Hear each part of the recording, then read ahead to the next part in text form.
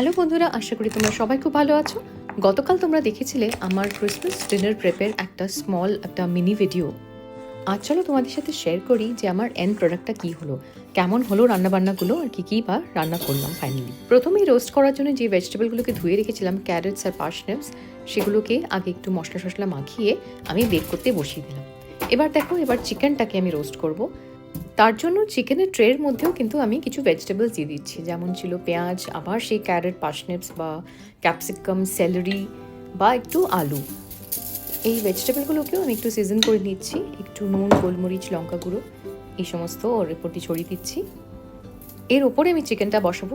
তাতে তো হবে চিকেনের সমস্ত ফ্লেভারগুলো বা জুসগুলোর মধ্যে পড়বে, ভেজিটেবলটা খেতেও খুব ভালো লাগবে, তাছাড়া চিকেনটা খুব জুসি হবে। এই যে ফ্লেভারগুলো, ক্যারট বা যেসব ভেজিটেবল দিয়েছি সেই ফ্লেভারগুলো কিন্তু চিকেনের মধ্যে চলে যাবে। একটু আমি তেলও দিয়ে দিলাম।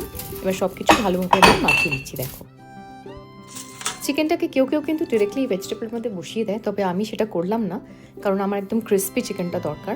তাই আমি একটা গ্রিল র্যাক দিয়ে তার উপরে চিকেনটাকে বসালাম। এবার চিকেনের যে ক্যাভিটিটা রয়েছে তার মধ্যে আমি কিছু আরও অ্যারোম্যাটিক্স, ধরো এই রসুন, পেঁয়াজ, সেলারি বা একটা লেবু, সেগুলো আমি এর মধ্যে ভরে দিলাম। ভরে দেওয়ার পরে চিকেনটাকে পাটা আমি এইভাবে পেতে দিলাম। এবার বেকিংয়ের পালা। আমি ওভেন অলরেডি প্রিহিট করে রেখেছিলাম।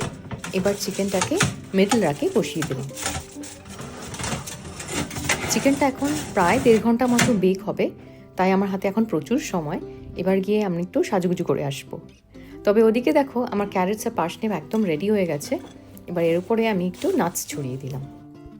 আমি তো সকাল থেকে এই ক্রিসমাস ডিনারের প্রস্তুতি নিয়ে ব্যস্ত, আর দুপুরেও অবশ্যই খাবার দাবারের একটু ব্যবস্থা তো করতেই হয়েছিল। তাই এদিকে বাবা আর মেয়ের দায়িত্ব ছিল যে ওরা যাতে টেবিলটাকে ডিনারের জন্য সেট করে।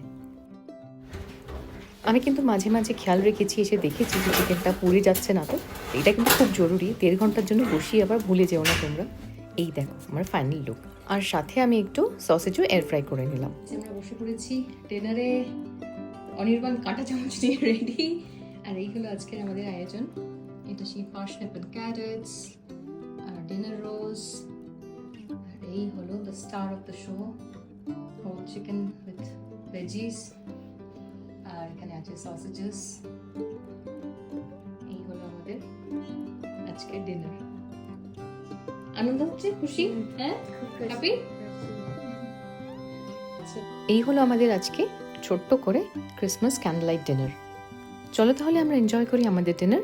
তোমাদের সাথে আবার দেখা হবে আরেকটি নতুন ব্লগের সাথে।